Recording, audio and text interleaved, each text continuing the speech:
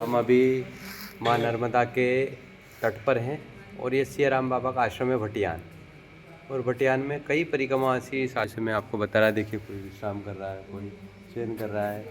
और इस भटियान के आश्रम में हमारी मुलाकात होती है दादा से। और दादा, उम्र कितनी है आपकी? 70 वर्ष की दादा की आयु है। और मैंने पूछा कि दादा आप क्या परिक्रमा में हो? दादा ने कहा हाँ। पर देखिए 70 वर्ष की आयु में पैदल माँ नर्मदा की परिक्रमा में। जबलपुर जिला। जबलपुर से? हाँ। जबलपुर में कहाँ से?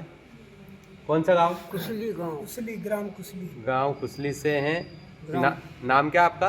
जगदीश। जगदीश जी। तो क्या आप पहली बार परिक्रमा पे आए दादा कि पहले भी आ गए? एक बार घूम गए। एक बार पहले? हाँ, ट्रेन से। ट्रेन से? और पहले ट्रेन से घूम के गए और अब 70 वर्ष की आयु में पैदल, ऐसा कैसा विचार आया? ओंकारेश्वर से चली गए पैदल? तो अब कोई परेशानी आ रही पैदल चलने में? नहीं, कोई परेशानी नहीं, मैया की कृपा है। कोई नहीं। क्या परेशानी? सही जी हाँ। मैया खूब भोजन भजन सब दे रही है, क्या परेशानी? नहीं, पैदल चलने में अब दादा की उम्र है, नहीं नहीं, सो उम्र के उम्र हिसाब ऐसा से। है। पहली परिक्रमा में 18 दिन चली थी।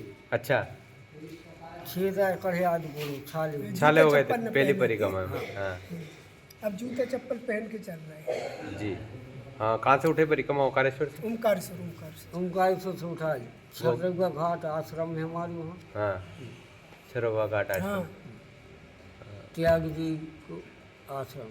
त्यागी जी महाराज का आश्रम। तो आप भी साथ में? हाँ, साथ में दो ही बाबा साथ में। अच्छा, कपड़ा धोए हैं, सूख रहे हैं।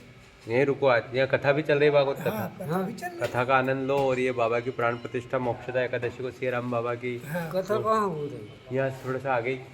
आगे आपने नाम सुना है, पंडित कमल किशोर जी नागर हैं, जी।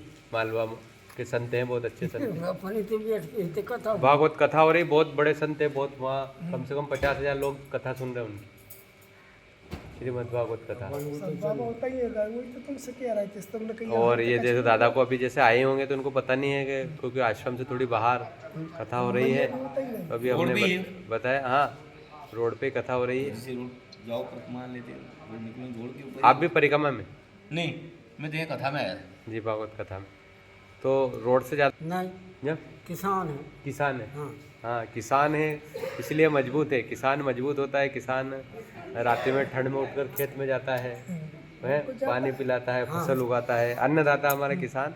और वही अभी अगर कर्मचारी आदमी होता तो 70 वर्ष की आयु में थक जाता, उन्हें की बहुत परेशानी आ रही, पैदल नहीं कर सकते हैं। और देखो दादा का हौसला, माई के तट पर माँ नर्मदा की पैदल परिक्रमा 70 वर्ष की उम्र में दादा कर रहे हैं। बड़ा आनंद आया आपसे मिलकर। कितने पूरी पैदल ही करनी है परिक्रमा? तो अब मैया जितनी करा दे, जितनी करा दे। हाँ, मैया के ऊपर। हाँ, मैया के बिना परेशानी के जितना अपन को चला दे, आनंद से चला दे। माई भी यही कहती है, अपने शरीर को कष्ट मत दो, जैसा बने। मैया चाहती नहीं है कि अपने भक्तों को कष्ट हो, है न? ऐसा आनंद देखो दादा ने। और मैया आपकी परिक्रमा आनंद से पूर्ण करे, ऐसी हमारी प्रार्थना। माँ श्री नर्मदे। नर्मदे, नर्मदे।